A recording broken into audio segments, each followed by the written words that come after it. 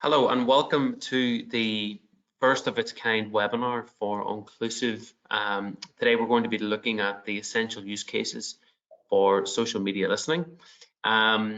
We have a few people trickling in. I know that we'll probably kick things off in the next minute or two, and I'll go through the introductions as to who'll be speaking today, but also a bit of an agenda, and then we'll pass it over to a colleague of mine, and we'll also discuss the subject of the day, which obviously is the essential use cases for social media listening. So rather than kick things off just yet, we're just going to wait another minute until a few more people, I can see people are gradually logging on. Hopefully there's not being any issues in terms of people joining. So we'll just give it one more minute.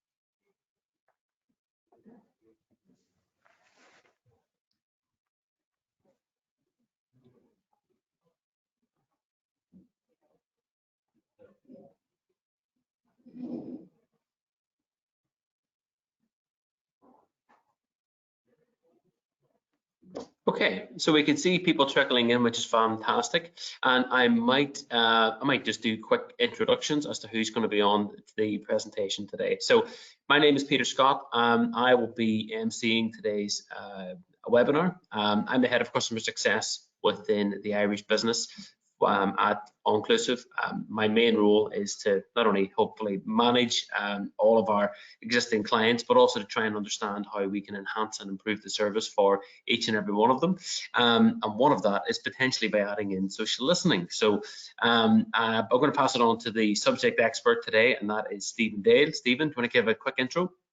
Hi everybody, thanks Peter. It's nice to speak to you all today. I'm the VP of Global New Business Sales for DigiMind. I've been very lucky to have worked across different areas of the globe with the organization in Paris, Singapore, and now Amsterdam, where I manage our global sales teams. I guess I've had a deep passion for social data and helping brands to understand this unique data set. And I think perhaps my big goal of this mission that I've had is really trying to simplify social data and helping brands to use it in their daily lives. And I hope that comes across in the presentation today. Perfect. Thanks, Stephen. We'll just for anyone who's just logging on, I'm going to turn my camera off in a moment when the presentation kicks off. Due to a few technical difficulties, Stephen will probably keep his camera off throughout whilst we navigate through this new tool that we're using, GoToWebinar. So I'll just move on to the next slide, and I'll go through a bit of housekeeping as to what we're looking to discuss today. So the focus around the session will be, Stephen will kick off and we'll obviously discuss what social media intelligence is, and importantly within the spectrum that is PR and communications. So how to best use it for everyone who will be on the call today. We then look at why online brand reputation is important.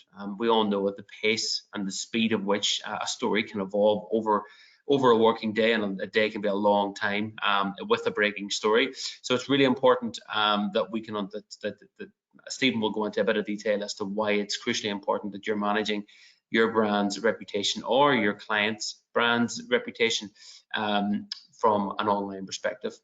We'll also look at how you can identify influencers that will have the greatest impact on your brand, and that might be either identifying influencers that can obviously bring value to your brand, but also identifying whether or not the influencers that you're currently using are actually adding value to the brand, and obviously are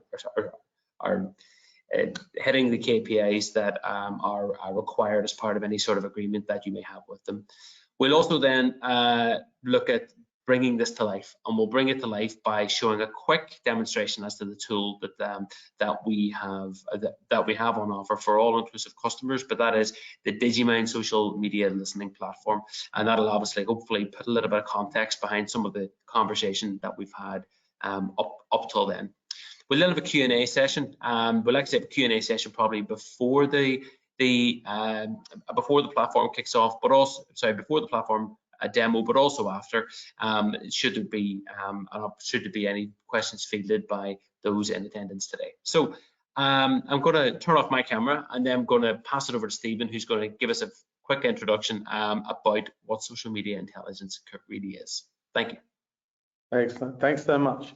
Okay, guys. So social intelligence. This is very much trying to understand the voice of the customer. If you're a brand, if you're a government agency, the voice of the people, shall we say?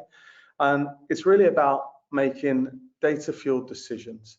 So it's using data to back up the decisions that you make to drive your brand, your organization forward, in particular from a marketing and a communication point of view. It's a really simple process when we're looking at social intelligence. First of all, you need to have a clear monitoring strategy in place. So that obviously comes with some kind of social listening solution or service like DigiMind. You need to have a strategy in place both for the different data points that you're going to tap into, where you want to collect information from. And it's important to look at that from your organization's point of view and the industry that you're in, because obviously the data points change massively across different sectors, and whether you're a B2B brand or a B2C brand.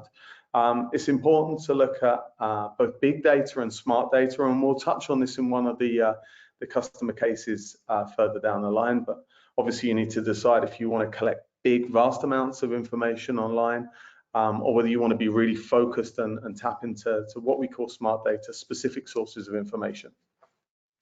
We then have to analyze that information. So of course, this is done partly via the platforms, but also by humans. We have insights teams, both within our clients and ourselves. And we look to analyze the information to start to detect trends or things that are happening. And then on top of that, we fuel everything by artificial intelligence to boost the analysis so that we can start to gain the insights from the data and start to make decisions and do something with it. And that part's really important.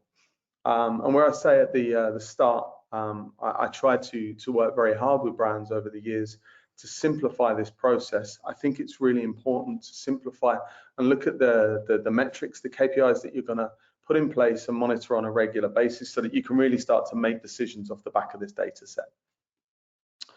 When it comes to social for PR and comms teams, and I would say businesses as a whole, especially in today's world and the speed of which data and news travels, it's all about the fear of not being aware of what's happening around our organization. And that can be from a crisis point of view and something that's impacting our brand on a negative scale, or it could be from a situation that we can potentially take advantage of and leverage to grow the voice of our brand and grow the visibility of our brand online. And I'll give you some examples of that as we go through.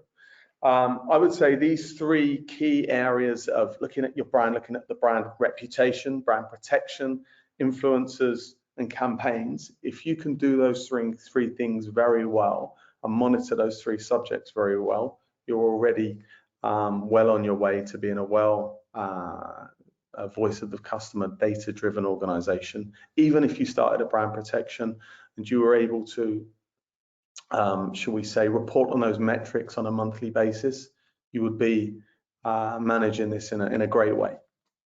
So if we start looking at brand reputation, we can break this down into a few things. But the first thing is that we want to grow the voice of our brand online. We want to grow our share of voice. We want to benchmark that share of voice against the competitors out there, but we want to grow the visibility of the brand. And here we kind of want to be looking at very, very simple metrics that we can follow again on a monthly basis. So our sentiment trend, or like a net sentiment score. You'll see that in a moment in the demo. Or maybe the number of mentions around the brand, or the number of people talking about the brand. These kind of metrics are things that you can easily report on and show that the activities that you're doing and the content that you're creating or the campaigns that you're running are starting to grow the share of the share of voice of the brand. We then want to look at crises and things that can impact the brand, and there's two sides to this. So you've got your known crises, and then you've got your unknown crises. So the known crises are things that, of course, we're already aware of. If we look at WhatsApp just a couple of days ago, with their platform going down, that would be a known crisis for them. For them, of course, they need to have their app running, 99.9% of the time. Otherwise, people start to maybe migrate to other solutions. So outage might be something that they would look at and say, okay, every time that happens, we need to be able to react to this very quickly and see the impact across our consumer group. Of course, unknown crises are things that take us by surprise, but again, we need to be aware of those situations really quickly. We need to see the impact on the brand, because that's going to shape how we react to that situation and the messages that we then put out. And the final part is around detecting advocates. So people who talk about our brand in a positive light and who can amplify our voice, start to grow our share of voice online. And we need to detect those people, because we obviously need to start to build relationships and engage with those individuals again, so that they can start to boost our visibility online. A nice case study here is around L'Oreal. So for L'Oreal, they have a global crisis campaign in place where they collect millions of pieces of information each month. And in this particular project and strategic mission, they look very much at known crises or known topics. So they look at subjects such as controversial ingredients or deforestation, and amongst many other things. And they look to see where the brand's being mentioned in association with those different negative topics that impact their brand. In this particular situation, they receive alerts whenever that information is mentioned, so real-time alerts. They receive weekly reports from Digimind doing analysis on these subjects. And we also deliver big detailed reports that get sent to the C-suite so that they can start to see the impact of these known crises on their organization. And what was a nice example from this was that they detected 3 crises in 2020 that they were able to manage and respond to in the right way to maintain the reputation of the brand. So if they weren't monitoring social, they may not have been able to react to those situations in the same way. If we look at influencers, again, we can break this down over a couple of angles. So first of all, we can look at it from the fact that we need to find influencers. We need to detect the latest influencers, the most relevant influencers talking in our industry, our market, so that we can start to engage and build relationships with them. But we also then need to look at the performance of those influencers. Again, we need to put in simple reporting metrics, but we need to make sure that we can see where they're talking so that we can optimize our media investment. And when it comes to looking at the performance of the influencers, there's again 2 sides to that. We have the side that is okay, which influencers are talking about which brands or competitors in my industry, but also what is the should we say the sentiment of that influencer? Are they credible? Are they people that we want to work with? And if we look at the recent example of Adidas and Kanye West, obviously that was a situation where Adidas decided, hey, this is an influencer that we can no longer be associated with because of his views and his comments. And you can do that across every influencer that you're working with or you potentially want to work with. So you can almost do a social intelligence campaign or project just on the individual influencers to see if you want to work with them. Funnily enough, for Adidas, and I see many comments in the recent days whereby it almost starts to become a bit of a crisis for the brand now, because they've been criticized with the speed in which they or lack of pace in which they decided to stop working with Kanye West. So they now need to monitor the reputation of the brand to see what that impact is there, and to see how it harms their organization. So also the speed of the decisions that brands take is also really important. A nice example here was with Danone. Again, this was kind of fueled to or created to fuel various different campaigns that Danone were creating. And in this particular situation, it was still a big data project where they were collecting 100,000 pieces of information every month. So there was a lot of data coming in. But they did this across various different, what we would call here, customer profiles. So they did this across mothers, and they started to break mothers down into various different categories like healthy mums, loving mums, nutritionist mums, and so on and so on. And if you like, these are like big queries that we would build to gather information across those industry topics like healthy and nutrition and so on. And within those bigger sets of data, that's where we start to detect the influencers, the people talking about those subjects, those key opinion leaders in those fields. And it was here that Danone managed to detect 50 different influencers that they should start working with, and that they could start to build those relationships with to amplify the campaigns that they were building. And in this particular situation, they created several different campaigns that they worked with the influencers to then start to promote. And they got great success off the back of those campaigns, and it's something that they continue to do now, detecting different influencers to help amplify the different campaigns that they run. The last subject is around campaign strategies. And again, you kind of come from two sides, right? We want to see the performance of the campaign. We want to see how those campaigns perform, but we also want to see how we can create more engaging campaigns. That's really important.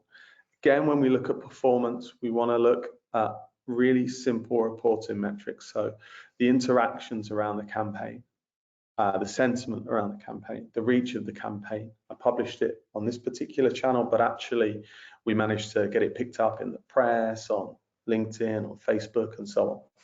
Those things are really important so that you can start to show the performance of the work that you've done and the impact of the work you've done. It's also interesting to look at competitors as well in this situation to try to understand their communication strategies, to understand which platforms they're really active on, and also to see their top performing content. Again, in a moment, we'll start to look at that in the demo environment and show how you can see the top performing content of the various different players that you have in your industries. This is a really nice case study here. It's a project that I worked on directly myself, and I really like this story. So with Lenovo, they came to us because they'd launched an augmented reality helmet, and they'd done it in conjunction with Star Wars, and it had a lightsaber with it, and they were really trying to target the hardcore gamers community. But at the start of this product launch, it was being spoken about more of a toy. And that was obviously not good for them because the sales were not going in the right direction. And it was super important that they managed to pivot that communication strategy and start to resonate and target let's say, the gaming industry. So they took a couple of different approaches here. They first of all had a big data approach. You can see there on the left-hand side, they've collected like 2 million plus mentions. So there was a lot of data that we analyzed. First of all, they understood right across social, right across the web, the things that people were saying about augmented reality, virtual reality. So they were trying to understand what makes people tick, what are they looking for in these types of technologies and solutions. They also did the same across their product and also all of their competitor products to see the different things that people liked about them. Then they took a smart data approach. So here they started to look at the various different influencers and publications. They looked at the content that those influencers and publications were creating. They looked at the terminology and the wording that they used when they were pushing the content to those communities, to the gaming community, so that they could start to speak their language and resonate with that community. But off the back of that content, they also looked at what the gamers were saying. They looked at, again, their wants, their needs, their desires, the things that they felt, so that they could really start to create content and campaigns that would really resonate with that audience group. And in this particular situation, Digimind created a report. So it was more like an industry report to say, hey, this is where the gamers are talking. These are the platforms they're vocal on. These are the things that they're saying. This is the terminology that's relevant for you to target them. And in this particular situation, they managed to grow their share of voice across the augmented and virtual reality market by 40%. And they also managed to drive, I would say, almost a failing product into the top 3 selling augmented reality helmets on the market at that moment in time. So it was a big success case. And I really like the fact that we, in real time together, we really pivoted that communication strategy to target the right market and bring success to their product. So that's it for the slides. Do we have any questions now? Should we answer some questions if there's any, or do we want to jump into the live demo itself?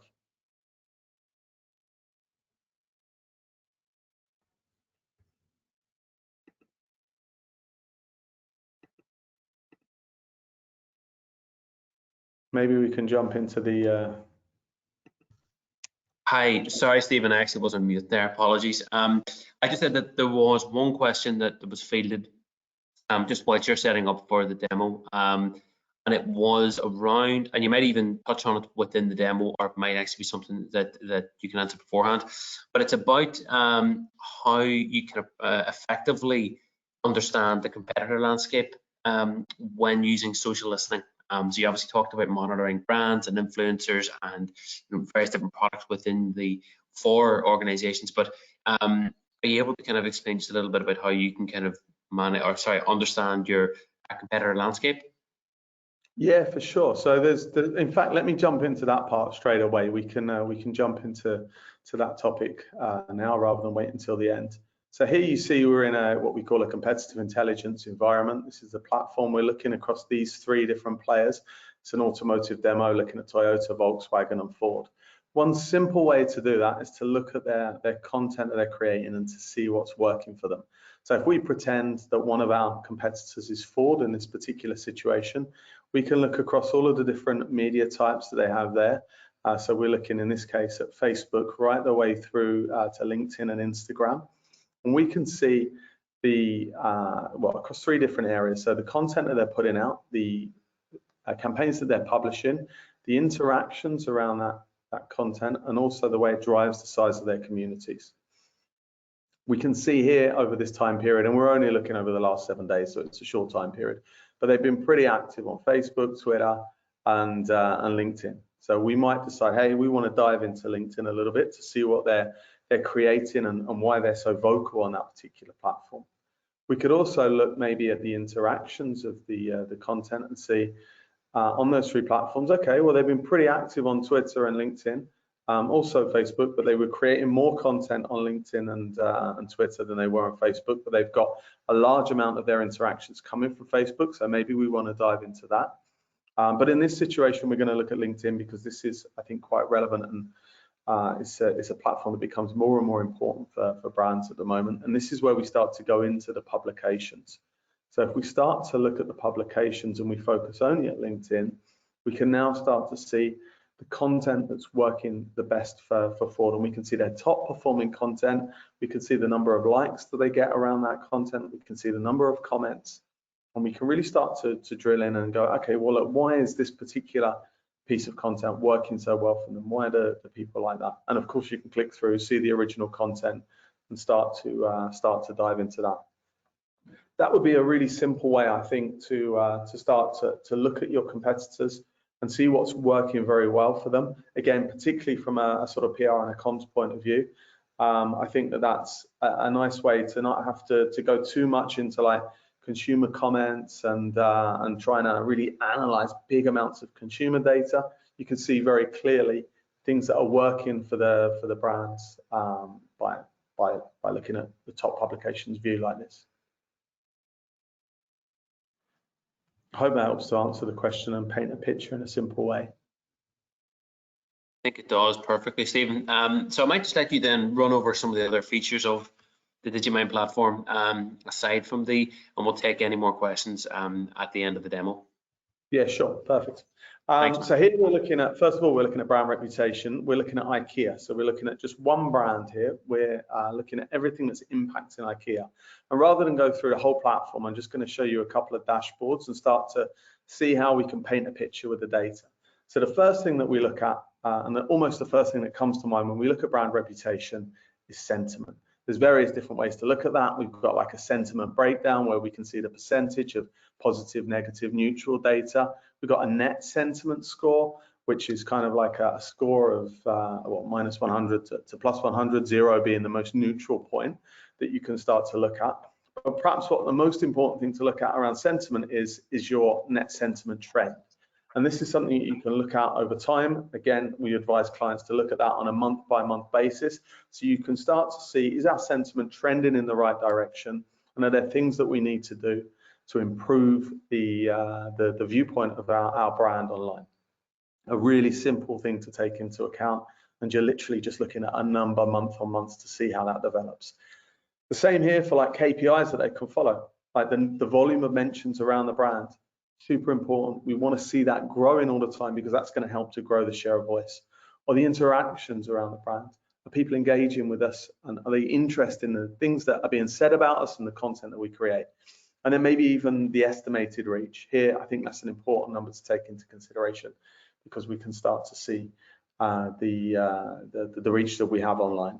Another metric that I would take into consideration is the number of people talking about my brand. And I think that's important because, of course, we don't just want a volume of mentions, but we want to increase the number of individuals that we actually reach. And there's various different ways, of course, to report on this. But for me, if I was running one of these projects, I would probably just create a very simple PowerPoint presentation and download the data from the platform, or I would take the metrics that were relevant to me and put them in an Excel file and report on those month on month so that I could come up with a brand score, for example. If we start to look at trend lines here, of course, there's a lot of information. I mean, here over this time period of the 1st of May to the 1st of June, we're looking at 412,000 mentions. So it's hard to really look at all of that data to see the trends. But with the platform and the AI technology, you can start to see that around this moment in time, there was clearly a big spike in data. And if we drill down and look into that, we can see in this situation for IKEA, there was a Thai influencer that was talking about one of their products and the way that they use it and the cool ways in which they use it. And this particular post got a lot of interactions. People were resharing it, and it really started to grow the voice in Thailand. This would be an ideal example of how they could start to find that advocate or easily detect that advocate and then say, okay, look, for the Thai market, we're going to start to build a relationship with this individual and see how we can start to amplify the voice of the brand in, for example, Thailand. Really simple and something actionable that you can then take. Obviously, you need to engage with the person, but it's a simple process. Also here, if we look at like sentiment trends, we can see clearly that in early May there was a positive sentiment spike, and this was caused partly by IKEA themselves. So they really leveraged on this situation. And here we had Mo Gilligan, the comedian, who'd created a post. He'd won a few BAFTAs, and he was joking, saying, "Hey, IKEA, do you sell glass cabinets to put his BAFTAs in?" And then IKEA came back with a really witty response. They created the Mo Gilligan BAFTA cabinet. They've tapped into that situation and helped to grow their share of voice, but also the positive share of voice. And this part is really important because, of course, we want the brand to be growing online, but we want that positive share of voice to be growing as well. And that's a great way to show how they were able to do that.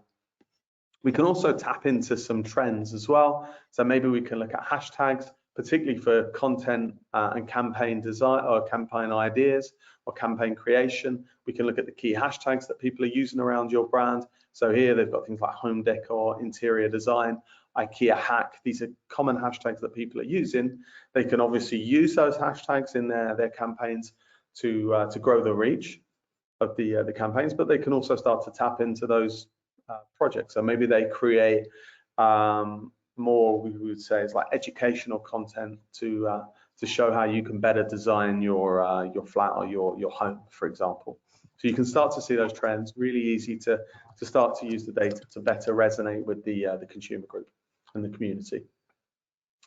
We can also look at campaign performance, and this is a wonderful example, again from IKEA, where they launched a small Facebook campaign in Denmark around a frobula ball. So it was something that they did in association with WWF, and it was basically an insect food ball that looked like one of IKEA's meatballs. And it was there to promote biodiversity, and basically it was a food ball for insects, and you'll see that in a moment. But it was a small campaign that they launched on Facebook.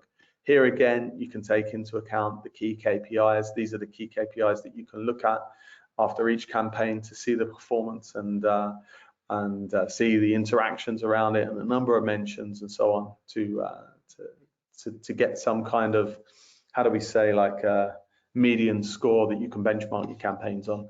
Again, here we see the sentiment was positive, which is great.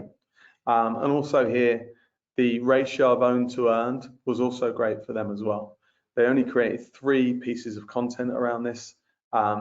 99% of it was earned data, earned media, so people talking about the campaign. But what's interesting is that when they launched the campaign, it had almost no impact, and it was only a few weeks later that we can see that it started to kick in and really start to gain any traction. And as we start to look at that, we see, okay, well, it was only a small campaign on Facebook in Denmark, but actually this has been spoken about right across the globe, in the US, in Thailand, the UK, Canada, France, right through to the Netherlands where I'm based. So a really great reach considering it was just a small campaign. Also the same for the performance across the different media types. Again, just a few posts on Facebook, but it was picked up on Twitter, it's picked up in the news, picked up on LinkedIn, also on Instagram, all the way right through to TikTok. What's really cool here is that Digimo is the only platform that can monitor some of these channels, particularly LinkedIn, TikTok, that are quite unique to us. So we have the ability to really show brands and organizations the true performance of the campaigns that they run.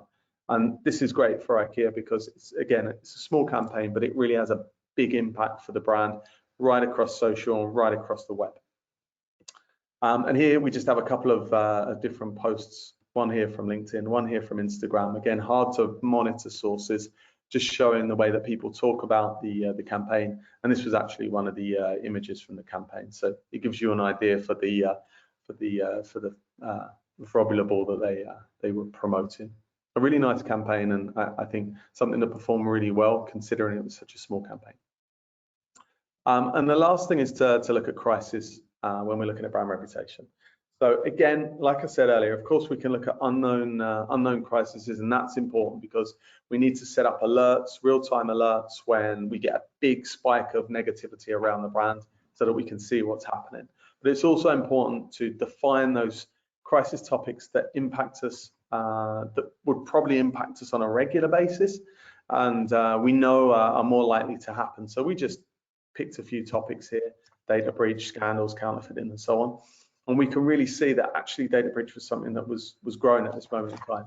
And if we look at data breach and we look at the sentiment trend, we can see what there was clearly early May, there was a lot of negative sentiment happening around data breach. If we zoom in on that, we can start to see that in Canada, the data breach was around 95,000 customers, information being leaked, which obviously wasn't great and was obviously impactful to the brand.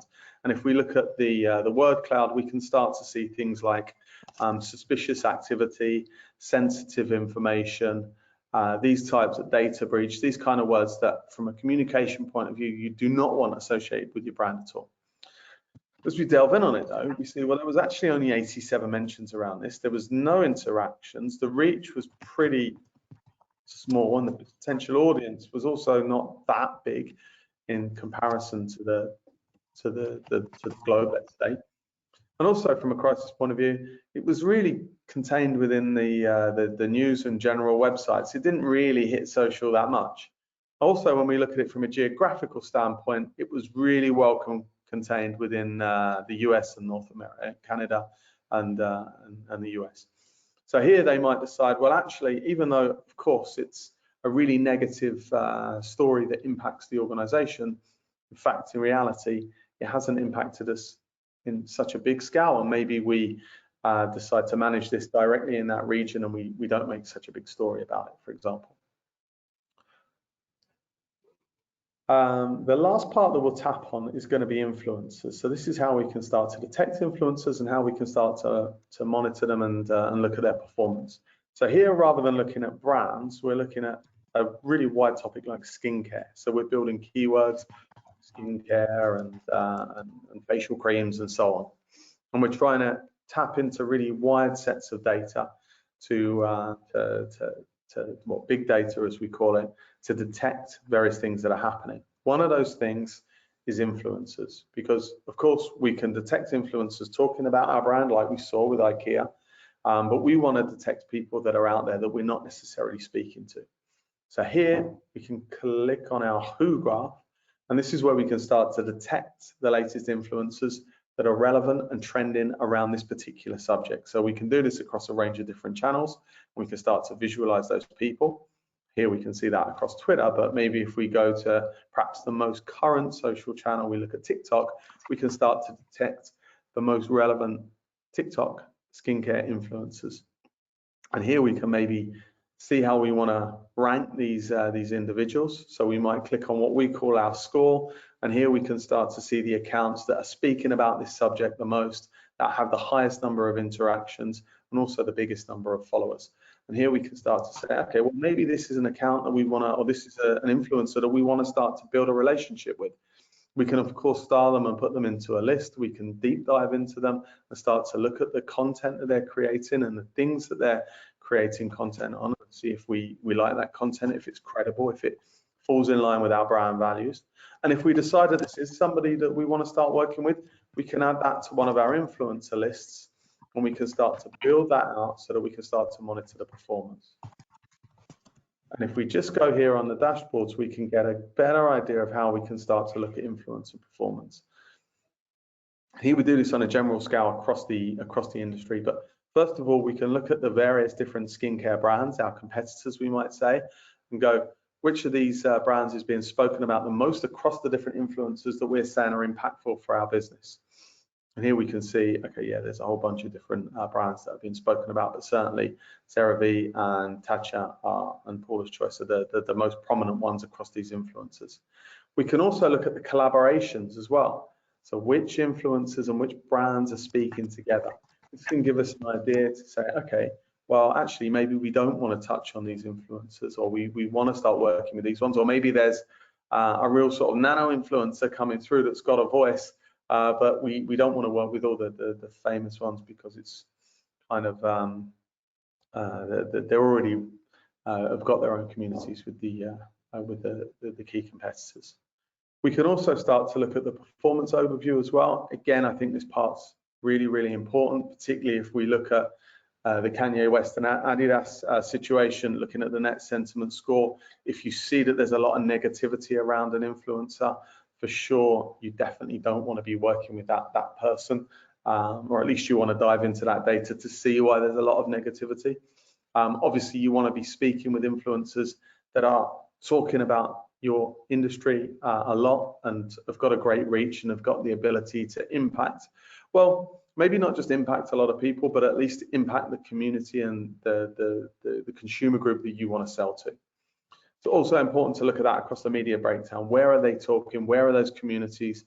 Where should we be publishing our campaigns, and which community groups should we really be engaging with? And again, looking at like a sentiment breakdown, I think that this is really important when we're looking at influencers and we're trying to vet who we should be working with. We can start to look at their sentiment scores overall, and then start to see, okay, look, who do we want to work with and who do we want to start to build relationships with? Really easy to see, easy to detect, and simple insights to pull from the tool. So I hope that gives you a good overview as to the way that you can start to use social data, some of the metrics that you can start to put into place, and how simple it can be to really start to be more data driven using social data. Thanks, Stephen. A couple of questions have kind of filtered through whilst you've been doing the demonstration. One in particular is from Claire, and she's wanting to know how it would typically be used by various different functions in an organization. So if an organization was to take on social listening, be it Digimind or be it anything else, how would a marketing function use it compared to how would a comms function use it? And can you just give sort of a brief overview as to how those different, I suppose, disciplines would use the service? Yeah, totally. Well, to be honest, the marketing teams and the comms teams, I think, are very similar. You know, everybody's interested in crisis, share of voice, trying to grow the share of voice, and I would say maintaining the brand reputation. But marketing and digital teams would be working a lot on the individual pieces of content. and looking at the content performance of almost every single piece of data. And obviously they're benchmarking that heavily against competitors, benchmarking those campaigns, and really looking at the sentiment to make improvements on those campaigns. They'll also be looking a lot at trends. So again, maybe trends around the brand, like we saw with IKEA, where we start to pick out things like IKEA hacks or home decor and so on. They'll be looking at creating the most relevant content. So what's really important for our industry right now, what's resonating with our communities, and what do we need to create to engage with them. You've got consumer insight groups, which will not be looking at, should we say, performance of content, but they're really looking for trends. So we work a lot with consumer insight, market insight groups to maybe help to drive product strategy, and start to better define the creation of products. A good example of that, we did a big project with Smirnoff, and they wanted to create a new flavored vodka. So they looked at watermelon, and in fact a whole bunch of different flavors, and they looked at the trend of those flavors over time, and they saw that watermelon was the key trend in flavor. And they also saw, I think it was in August, that there was a National Watermelon Day. So they built everything up. They had a big product team there that used that social data to develop the flavor, but they then started to get the PR, the comms teams, the marketing teams together to work in collaboration to launch everything on National Watermelon Day, and that was a great big success for them. The other thing is customer service, and customer experience. That's a big use case for this type of data.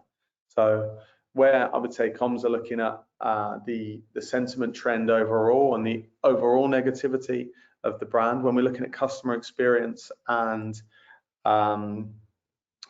customer service, we're trying to break that information down across different touch points. So we're trying to look at the customer journey, and we'll map out the customer journey on the platform.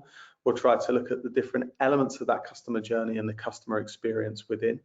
So for example, it might be with IKEA, it might be the customer journey might be online shopping, in-store experience, the delivery of the products, and then the aftercare experience. And within each of those different things, they'll have different customer experience touch points that they'll start to get that information on, and start to see, okay, where can we improve? Maybe it's around the parking, for example, at one of the stores, or maybe it's around the customer service within the store, and the friendliness of the staff, or maybe the availability of the products.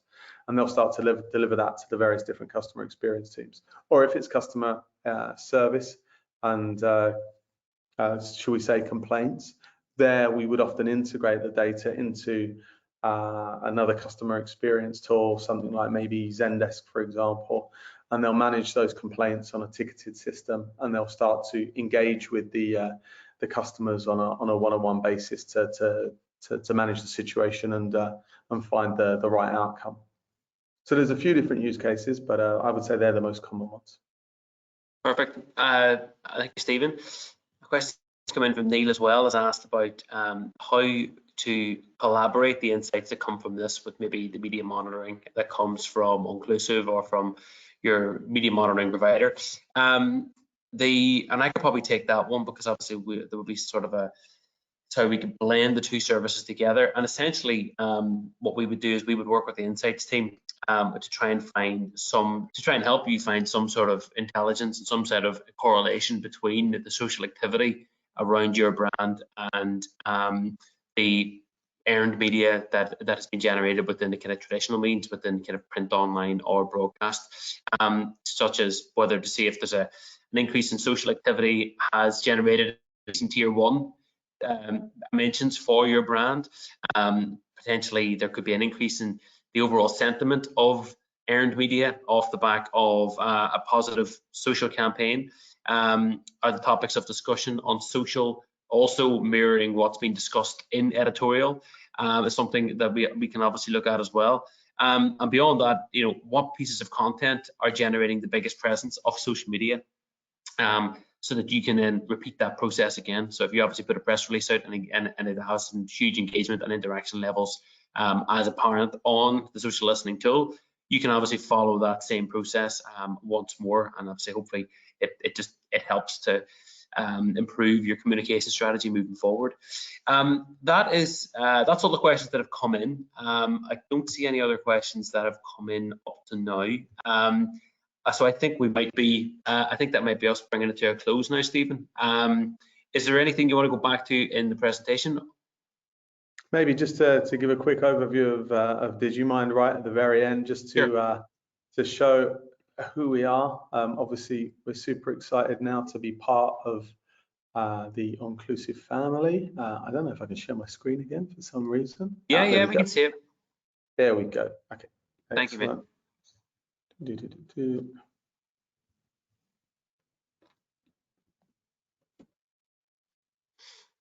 Sorry, guys, just a little bit slow there. So if we look at DigiMind, we're one of the leading global social listening solutions, which is why obviously Onclusive purchased us, and we make this great acquisition. We've been around for nearly a quarter of a century. We've got a fully global reach right across the world, and like our people, we also collect data everywhere in the globe, in every language, and from many different social platforms.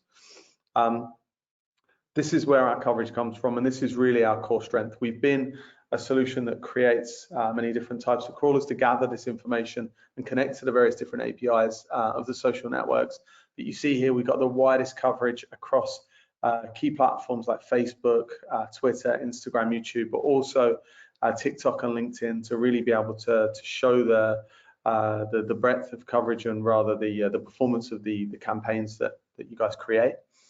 We tap into all sorts of Asian and Russian social channels like VK, for example. We also look a lot at consumer data platforms like review sites, Google Map reviews, Glassdoor if you want to do human or internal intelligence. And we also tap into various different news sources as well.